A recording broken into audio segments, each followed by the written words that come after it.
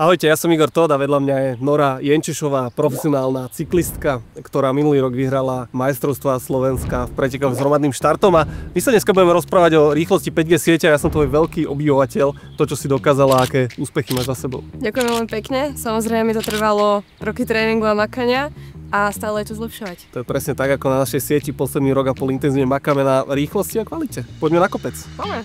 Bicyklovať.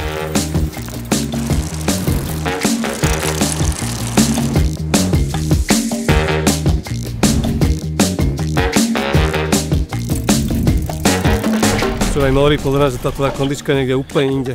Asi áno, niekedy keď som začínala, tak som taký kopec vyšla za 15 km za hodinu a teraz sme ho vyšli za 20. Parádny výkon, to je podobne ako naša 5G sieť, ktorá je stále rýchlejšia a rýchlejšia. Vieš, aký je rozdiel medzi 4G sieťou a 5G sieťou?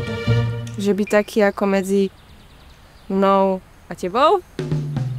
No počkaj, zasa 20 krát rýchlejšia si rozhodne nebola. No to sa ešte uvidí, poďme ďalej. Poďme na to.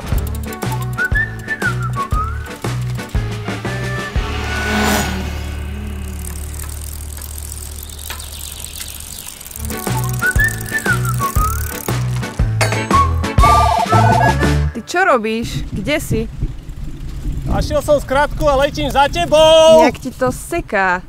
Nechceš prejsť na 5G?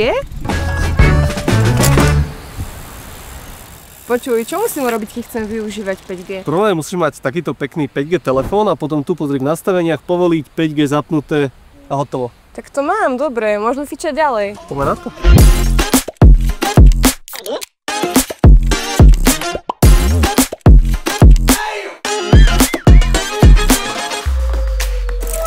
Poď Igor, urobíme si selfie. No čo, Nori, ideme hore? Môžeme. Už som to dala na storku a máme 20 lajkov. 5G?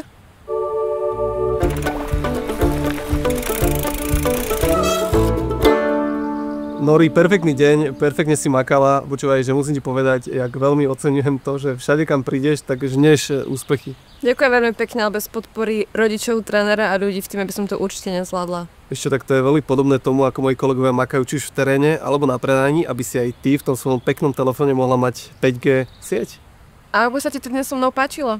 Ešte bol to perfektný deň, si strašne šikovná a inšpiratívna cyklistka. A okrem toho, že ti želám veľa šťastia ďalej, tak ešte rád niekedy s tebou takto vybehnem do kopcov. Ďakujem, napodobne. Maj sa. Čau. Ak sa chcete dozvedieť niečo viac z zákulisia našej 5G siete, nezabudnite si pozrieť naše predošlé časti.